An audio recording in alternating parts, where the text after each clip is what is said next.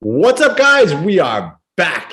Coach AB, Anthony Bevilacqua, alongside my co-host today, Tom Merck.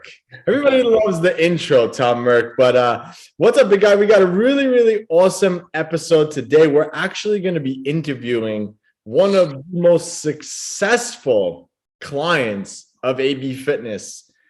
He's actually on the other side of the screen right now. He's on that other little box right there. But Tom Merck, we're going to talk about how Tom lost 80 pounds in his first year, but actually really lost 100 pounds in total, and how he kept it off, well, for 5 years. At this point, it's been 5 years. But yeah, I think this is going to be an amazing story. I mean, that right there is, well, like we said earlier, that's just gains.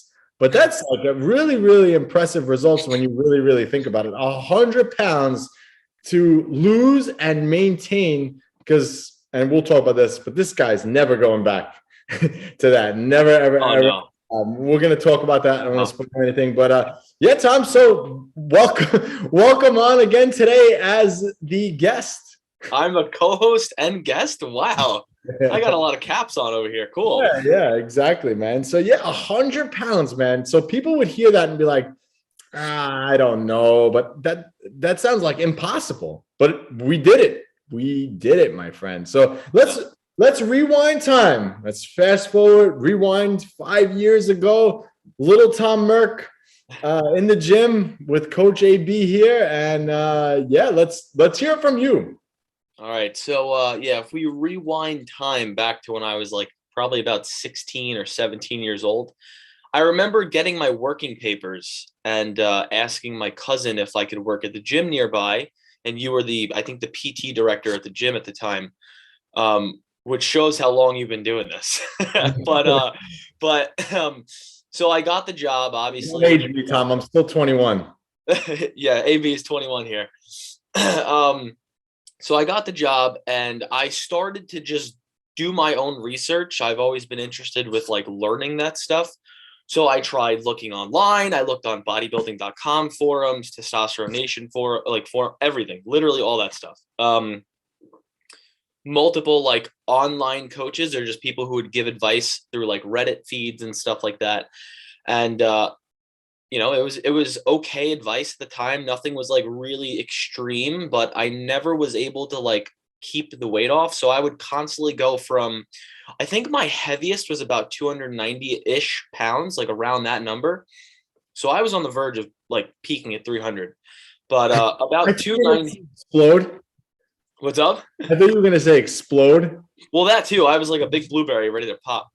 But I was always going from 290 down to 270, back up to 287 to 275. Like it was always like a seesaw just going up and down.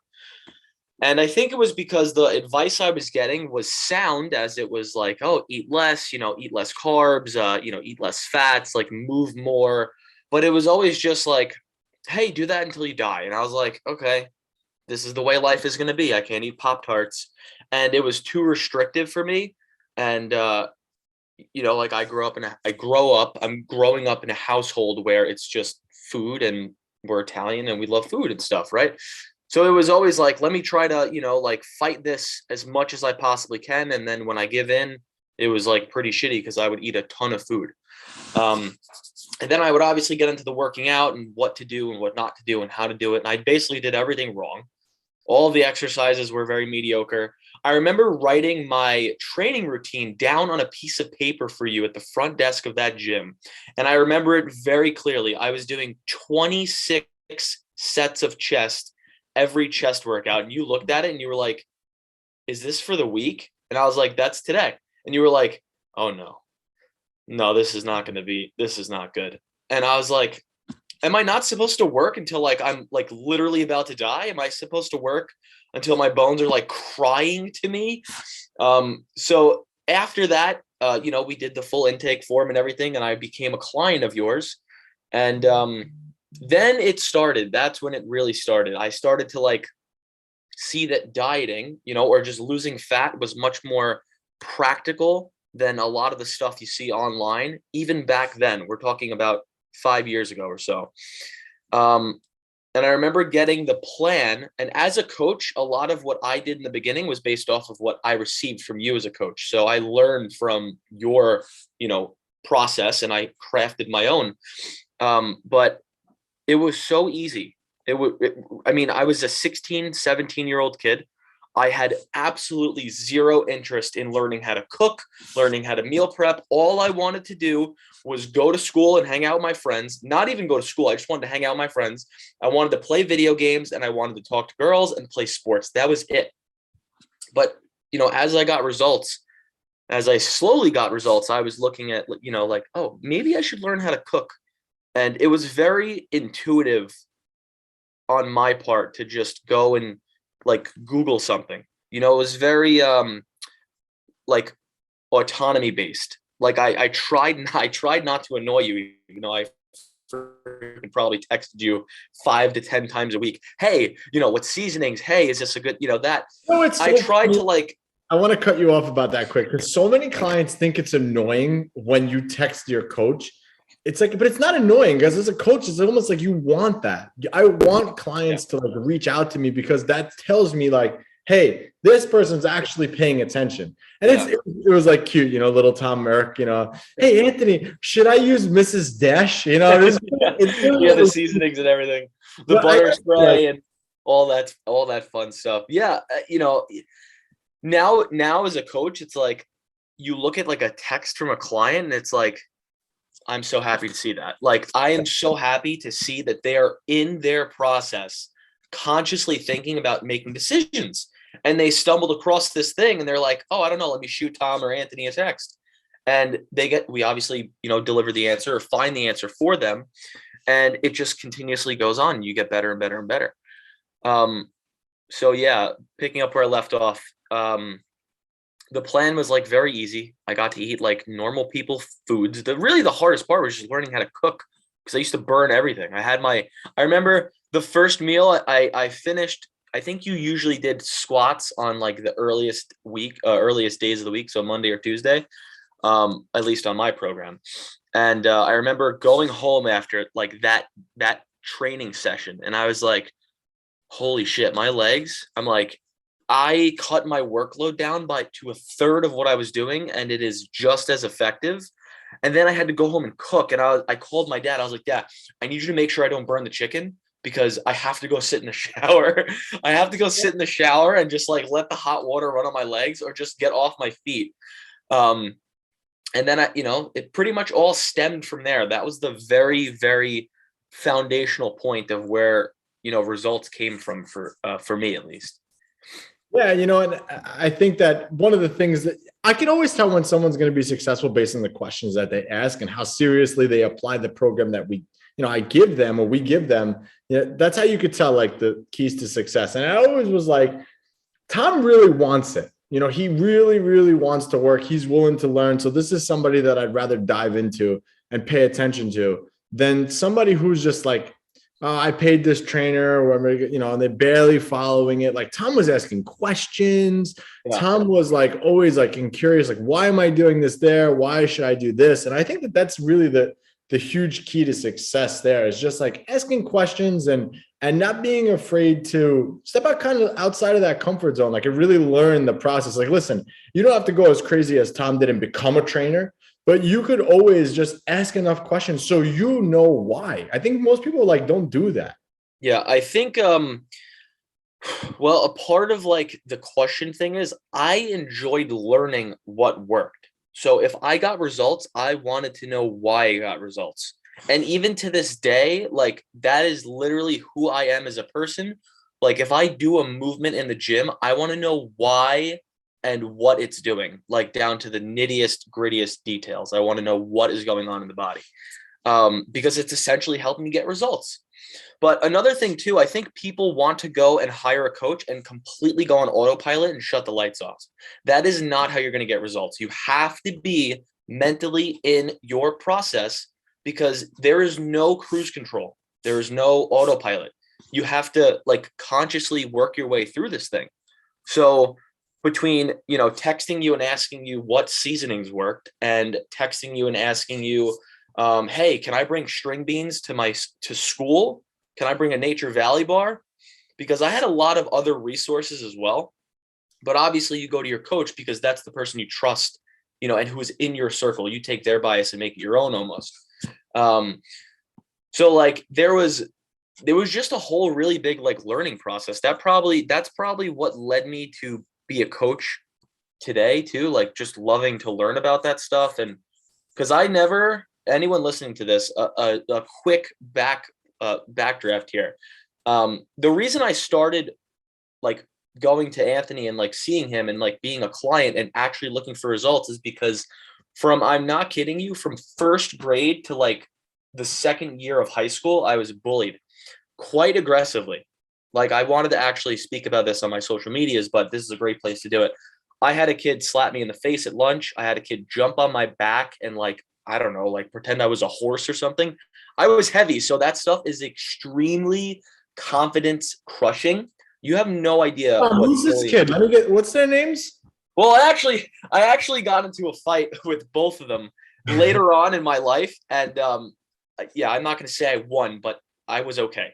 But that's not the point. I'm not a mean person like that by all means. But that was my main driving thing. I wanted to change so bad deep down, like in my heart. I was like, I never want to feel that embarrassed ever again. I never want to experience that kind of experience. I never wanted to feel or experience that ever again. I wanted to be the person that was able to, walk around my chest up and my head held high, not in a cocky way, but just in a way that like I am taking care of myself and I support myself and I have my own back. And, when I started to see results, the bullying like immediately stopped. Like I started lifting weights. I was getting really strong, really, really strong. I remember I was one of the only kids in high school that could bench 225 for like a set of 8. And I was like 250 pounds, sure. But like other kids would look at that and be like, I could do that. And then they get crushed under the bar and they're like, oh, maybe that's a little heavy. So I kind of felt good about myself in that sense. And I was like, well, now the kids that bothered me, they don't have anything because I'm so much stronger than them. And then a little 16, 17, 18-year-old, and they're just running around. And I'm like, yeah, I lift weights, like get out of my way. So it made me feel really good on the inside as well as how I looked on the outside. And that was really like the reason why I wanted to find help. I had to find help because I knew I couldn't do it on my own. Well, yeah, I mean, I think that's really important too, is most people don't and can't figure out that why. Like they think they want it, right? Like, oh, I want to lose weight. I need to lose 20 pounds. And then you ask them why, and they don't know. Like they actually don't know. And in this case, your why was, hey, I don't want to be bullied anymore. I don't want to feel uncomfortable in my clothes. I want to feel stronger. Like that was your why. So when you take that why that you have and you put that in the background, it just accelerates everything, because now whenever you feel like going off plan or doing something that's the opposite route that you're supposed to go down, now you say to yourself, well, that's why I can't do that right now. And I talked about this so many times, saying no to things now so you can say yes to other things later. And that's essentially what you did. So I guess if we fast forward, now your starting point to your first year, you dropped 80 pounds in a year. And again, people will say, oh, he's young, he's got a good metabolism, but that has nothing to do with your metabolism at that point. That's all lifestyle. I do not have a good metabolism. If we're going to classify it by that, I do not have a good metabolism. Let me explain something very quick, 10 seconds. I gain fat so easily, and it takes me a while and a lot of effort to lose fat. Like, I don't have a good metabolism. I just gain weight easily. I probably, on the best case scenario, would do really good just trying to maintain my body weight. But even in the past, that's been a real struggle, so forget about your metabolism. It's probably not your metabolism. You probably are not eating the right amount of food. Take it from somebody who's screwed it up literally a handful of times. Like and why you're not getting results. I know why. I knew why I wasn't getting results. I had to just tell myself, like, come to a realization with myself and say, don't complain to Anthony about not seeing results if you stuck to, if you completely blew your diet on a Friday night with your friends and Sunday morning you weren't like 3 pounds lighter. Like, don't be that person because you know why. Just go and try to make it a little bit better. So, It's funny because I remember a specific example with that. Like almost exactly what you just said was exactly what happened. You were struggling at one point. Like you had lost a bunch of weight, but you had hit like a little bit of a plateau. And you're like, well, I can't break this. I don't know what to do. Should I cut calories? Like you were kind of like throwing all these scenarios at me. I'm like, well, Tom, what happens on Friday night? And you're like, well, so it just goes to show like you can screw up a whole week's worth of work in a couple of days if you're not diligent with everything. And again, going back to that why, like, and it's kind of like just reminding you, like, Tom, look, you just need to make sure that you just stay tight during the weekend. That's it. This is why. Yeah. Okay, I got it. And then execute. And listen, it's always easier said than done. It's always easier said than done. It's never always going to be, okay, yeah, and I don't want to like spoil this, but we're doing a seminar this weekend. And one of the things I'm going to talk about is wanting something and wishing for something. Like they're two different things. Like you could wish to have a six pack all you want, but nothing's going to happen. But if you actually want that six pack, you have to be able to go and do the work that's required to get it. And most people can't do that work that's required to get it. And that's why they'll never have it. So it just goes to show. And then sometimes you have to maneuver things around and find a little different methodology for a way to make it work. But I want to talk about 80 pounds down in your first year. So you obviously said you walked around with your chest held high, you got real cocky because you lost a bunch of weight. But, like health-wise, the boring stuff that no one talks about, what's the difference? I mean, now you went from being 290 to around 190. Yeah. So as far as health goes, I mean, I would go to the doctor like every year, just like everybody else's child. Like my parents would take me at that time and I would go and the doctor would be like, you're athletic, you play sports, you could probably lose a little bit of weight. And I was like, okay, bye. And I would go home. And like I would go into my life and I would hear the exact opposite. And I understand that a doctor's a doctor and your friends are your friends, but sometimes you have to like listen to people when they, even if it's not the good things, like feedback and criticism and even a joke might be telling a little bit of a truth, So like I was getting bullied for being pretty damn heavy. And I was like, well, if I wasn't heavy, they probably wouldn't be saying that. Because now I'm not extremely jacked, but I'm definitely not 290 pounds. I mean, nobody makes fun of me now, but like, what would they even say? They wouldn't call me fat. They would probably tell me that, like, I don't know, my beard is too big or something. I don't know. But yeah, it was never like health wise, it was like, okay, you're healthy as a kid, but it's like 290 pounds as a 16-year-old is probably really unhealthy. It was really unhealthy. So between like, being pre-diabetic or almost pre-diabetic, like with the direction I was going, it was almost like a matter of time. You were a ticking time bomb. Yeah. So, and my nutrition was horrible. And I mean horrible. For example, in high school, I would take the bus, go to high school, stop at a deli, get 2 honey buns and a regular like Arizona iced tea, the big bottle. And, we're having like 80. No, let me be real. We're having like 120 carbs before breakfast and it's just straight sugar. And, when I started learning more about nutrition, I was like, oh my gosh, I'm like, this is not going to cut it. This is like literally 1,300 calories before, I don't know, like 11 a.m. This is not good. So as far as health goes, like I was completely undernourishing my body. It wasn't getting the nutrients or the protein it needed. I was definitely not eating enough protein. I was drinking a ton of calories. I would just cook. And if I was to cook, it would just be like the easiest stuff. I'd go get fast food, like literally Taco Bell and things like that. God, I've changed as a human being so much since just realizing this. I would drink soda. I would eat tons of chocolate. And, it would just be like going through life in like a freaking hamster wheel, just being sick of like, feeling that way. And then eventually like my health got put into perspective when I started going to the gym and I was like, wow, these people are like taking care of themselves, like I'm here too now. So let me try to do that. And that's pretty much, the health point. I remember my weight was always an issue playing sports. I was actually relatively fast for my size. My coaches in baseball would have me bunt because I could literally lug my legs to first base a little bit quicker than the fielders thought. So I would just use that to my advantage. I don't know if my weight was giving me momentum or what, but um, my weight always held me back. I was always easily tired up and down the stairs. Like my knees killed me. What else was another big one? Oh, I tore my meniscus playing floor hockey in gym class, the most unathletic thing you could possibly imagine.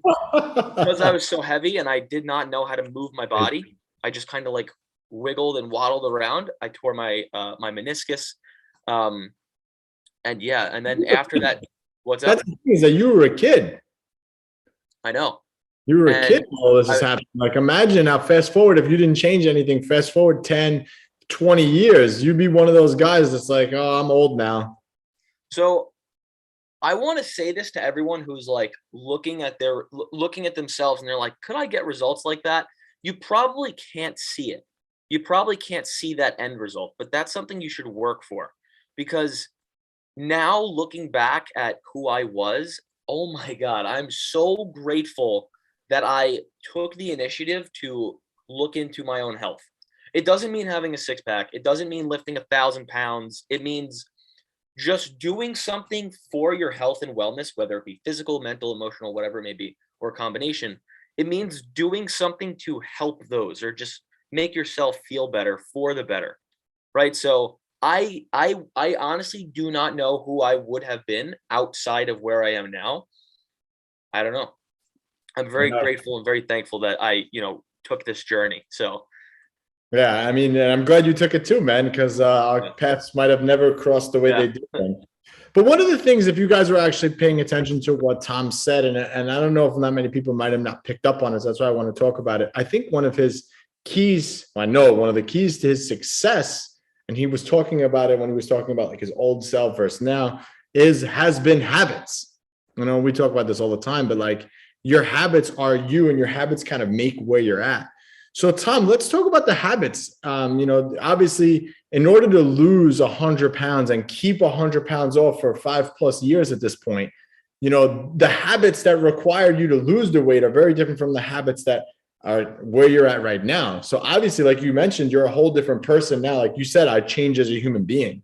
So, let's talk about the habits. Well, you kind of talked about the habits you had as a kid, but what are the habits that you have now versus then? And how did you kind of, because everybody has different habits, right? Like, for me to maintain my current level of fitness, I have to have a certain amount of habits that keep me there. So for me, again, in general, is I always do a protein shake right away as soon in the morning, as soon as I get up. For me, that's just one easy way for me to hit my protein intake. I'm not a breakfast person. I'm not really hungry in the morning. So that's been one of the habits that have always worked for me. And I never miss a day with that.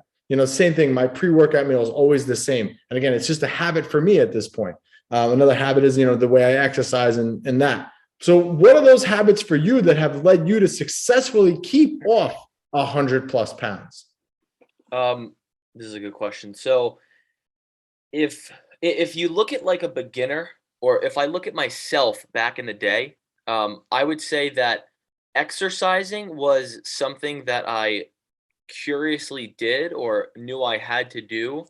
So I made it a habit to go and try to do it. I always tried to exercise. I always tried to eat healthy, or be conscious of what I was eating and what I was doing. So before I go off, the first one is definitely going to be exercising. It's the most important thing aside from nutrition that's going to help you get results. Like you could look at studies and you could look at like what this association or this governing body says about like how many hours.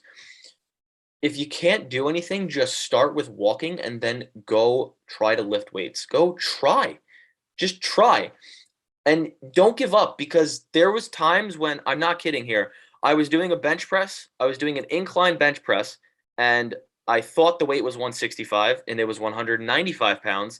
And I literally failed and I dropped the bar on my collarbones, and a 70-year-old man walked over and helped me get it up. I'm not kidding.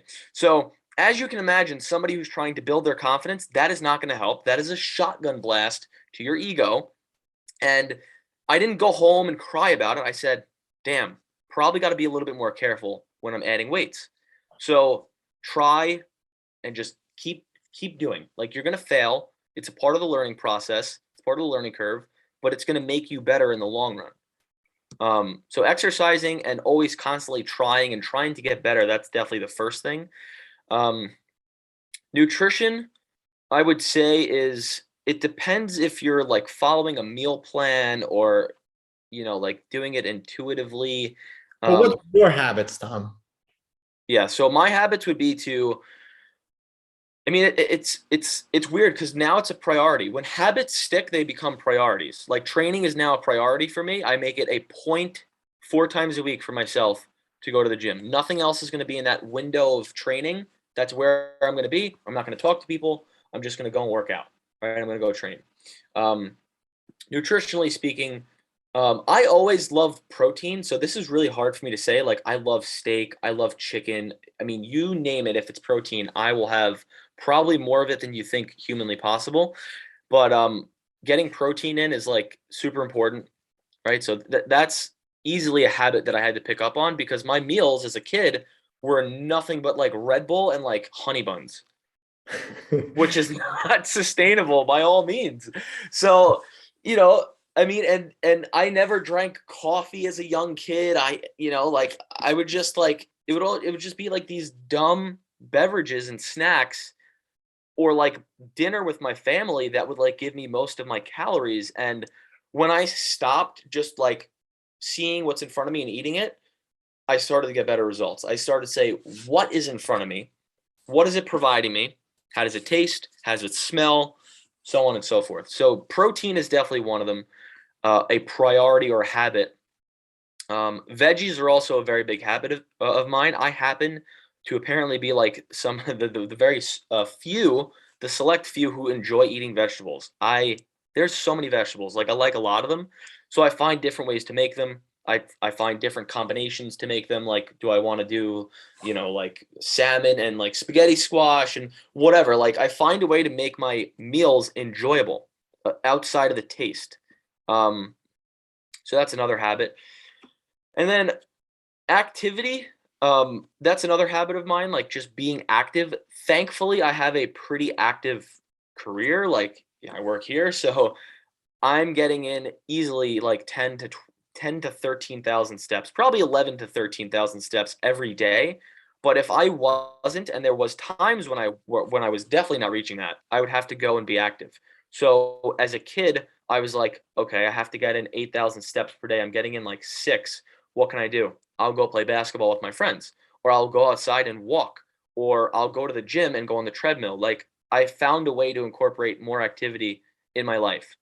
But to boil it down, protein, exercise, and activity, pretty much the big habits that I started to build and I have built now. Now they're like definitely not a problem.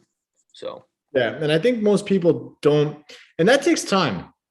I think where most people kind of fall off, like, they'll start on some type of diet, and like, all diets work. They all work. Keto, South Beach, Atkins, whatever they are, they all work, right? They all put you in a calorie deficit and you lose weight.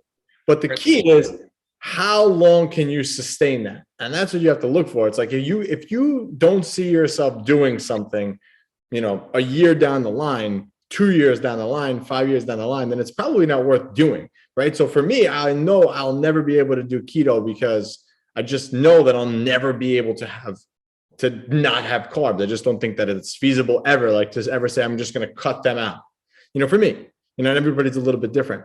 So point is that you start to develop like those things that work for you, and then you just kind of stack them on top of each other and build up these habits and habits and habits and habits.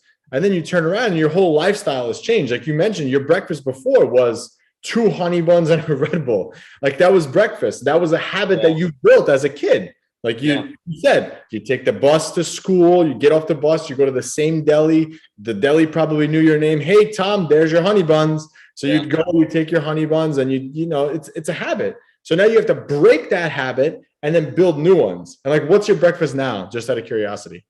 So I actually work out like first thing in the morning. So right now I'll either have protein with like Gatorade powder, which is not a breakfast, guys, or I will have oatmeal, peanut butter, and protein powder, which is more of a breakfast and more of a pre-workout like meal.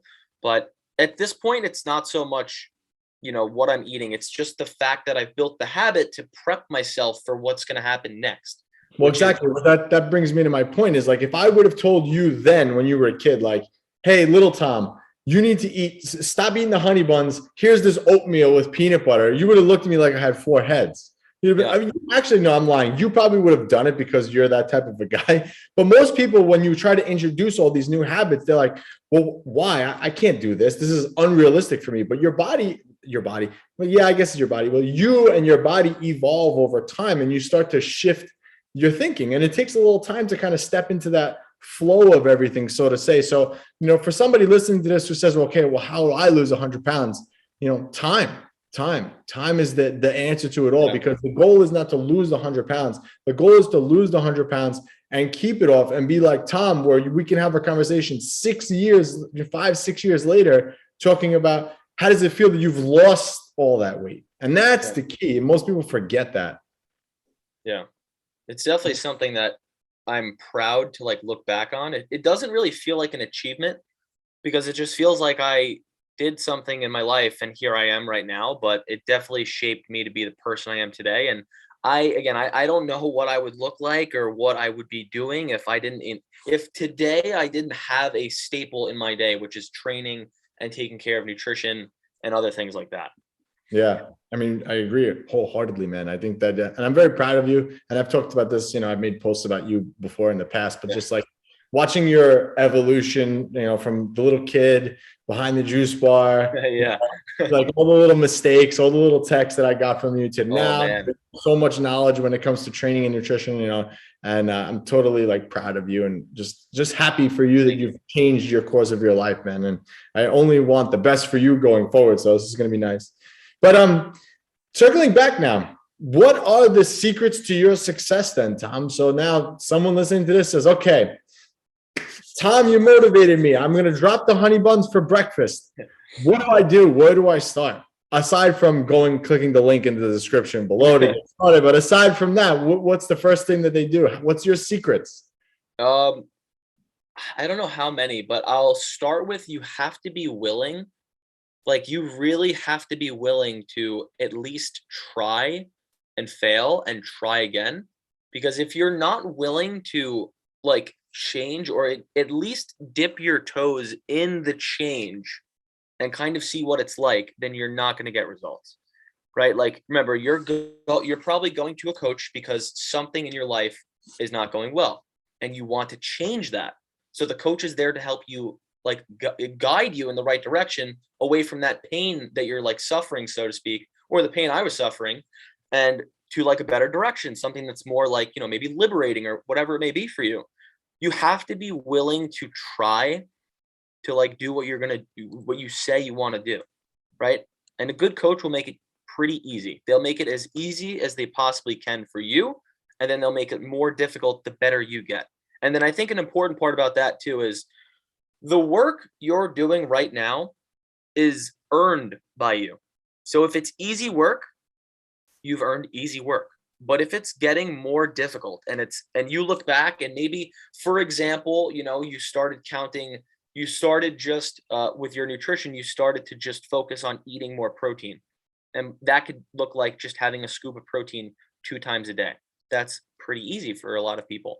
Maybe now you're counting calories and counting macros. You've earned the ability to do that by being willing enough to do the work to get you there.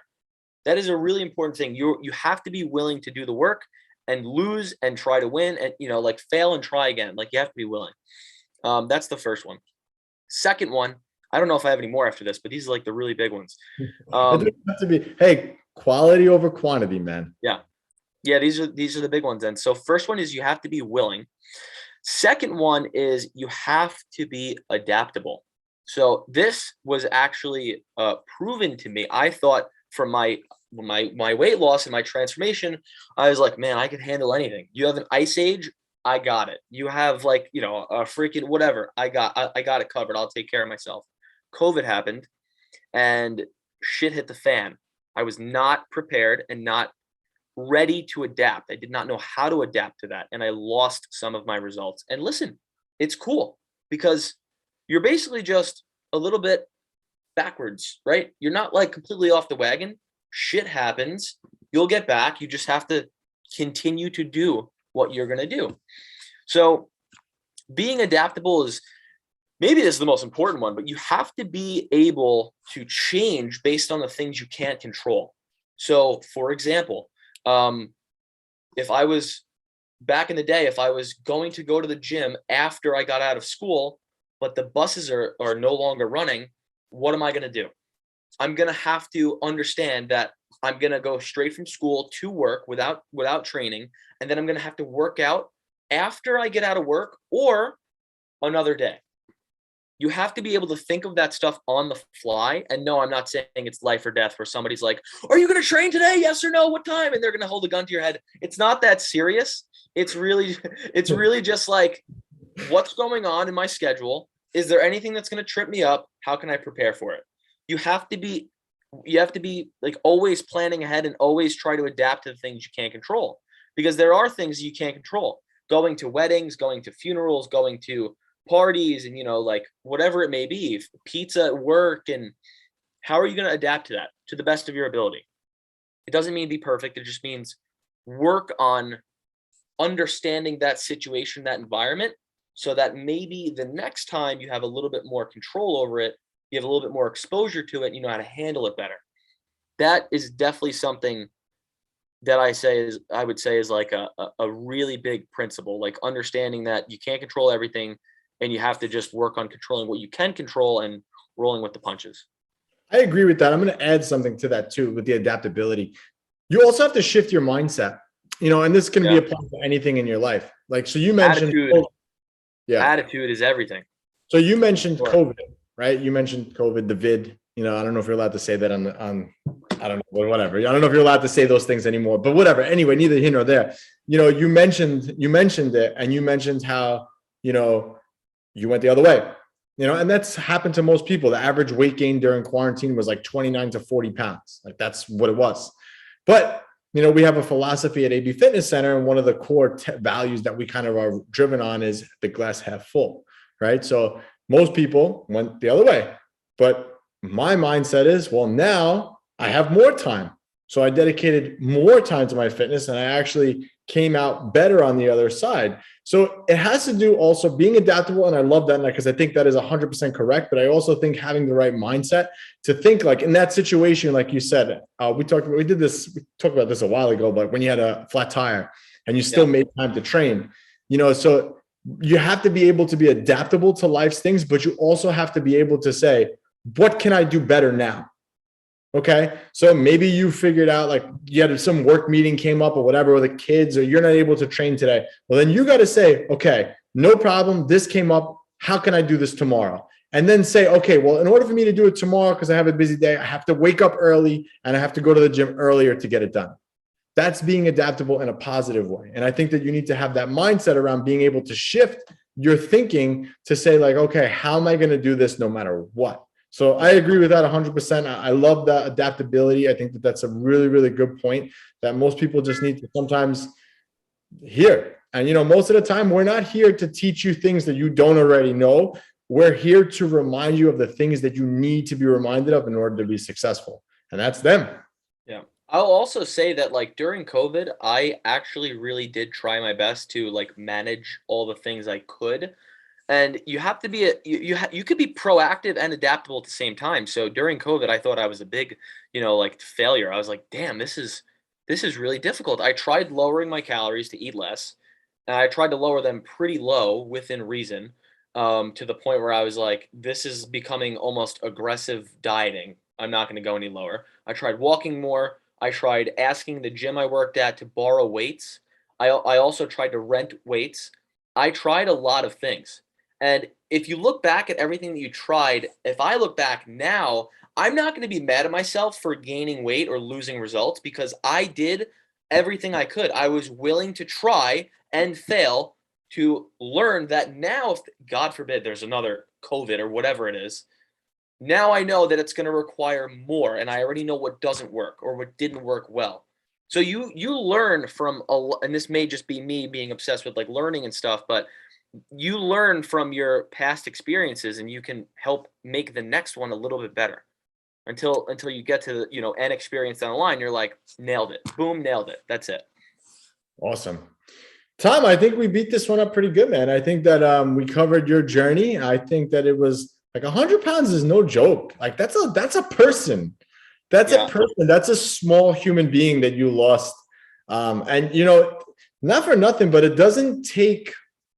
it's not easy to gain that weight either. So like it was work for you to like it might not have felt like work, but like it took a while for you to get to that weight. Obviously, you were X amount of years old when you had this weight. And now it took you such a shorter time to actually lose and keep that weight off. So, most people, like I said, they watch The Biggest Loser and they think, hey, I need to be losing, 10 pounds in a week. And it's like, it doesn't happen like that at all. That's not realistic. Ton of weight to lose, But still, that's just not realistic. It's just not realistic at all. And like, you can't, and I say this all the time, the only person you need to be competing with is the person in the mirror. And you have to, it's very hard, especially with fitness. It's very hard to put the blinders on and focus on yourself. Because like, I could look at Tom and say, well, Tom has this great attribute that I want, and I can't get that. It's very hard for me to get that, but I can't control Tom's genetics, Tom's work ethic. The only thing I can control is myself. Like I got to put the blinders on and focus. So like sometimes when you're trying to lose a big amount of weight like that, you can't look around. You can't look at, your friend eats whatever she wants and she drops 20 pounds. You can't look at that. Put the blinders on, focus on what you're doing, be adaptable, like Tom said, and really try to just put the right foot forward, build the habits, stack everything. And that's how you walk around and you're working at AV Fitness Center, and that's it. Yeah. To quickly touch on like losing a lot of weight, if you put into perspective how many years you've been like mindlessly eating, really, because I was mindlessly eating. I was just eating whatever the heck I wanted, whenever I wanted. Say it was 10 years, right? No, maybe like 8. So when I was like 8 years old to 16, I was just eating whatever. It took me 8 years to go up to about 290 pounds. It took me 8 years of building habits to get you there. Yeah, remember, those are habits that you've built. Yeah, like building bad habits, not supportive habits. Other habits that you've built. Those are bad habits. Yeah. You have to replace the bad habit and then build the good one. Yeah. It was 8 years of building not supportive habits, and it took me to 290 pounds about. It took me a year, anyone listening, 8 years of going in the wrong direction, and it took me a year of conscious, focused effort to reverse pretty much all that. If a year is too slow for you, then try to do it in 8 years and see how fast that is. It's going to be obviously it's going to be much slower, but we're talking about a year of your life compared to the past 8 years, or my life. I think that's a very good trade-off. I think that's a really good trade-off. Yep. I agree, man. So guys, if you're interested in taking yourself to the next level, make sure you click that link in the description. We can get you started. Again, if you're local, we'd love to work with you face-to-face. If not, we can even do it remotely with you as well. Tom, like I said, man, super proud of you. On so many different levels, I'm so proud of you. And I just love that you're living it. Like, I love that you're living it. Like, you literally, everything that we talk about, everything that we say and we do, it's like, you're living it. And I mean, I'm living it, you're living it. It's just nice that like you're doing it, it's like, it's nice to see like someone that I've given everything to has kind of like the plant has grown. Yeah, it's a nice thing. It's just a really, really nice thing to see. And like I said, I'm super proud of you. And thank you for coming on and giving everyone the secrets to losing 100 pounds and keeping it off. We'll catch you guys on the next one. Peace.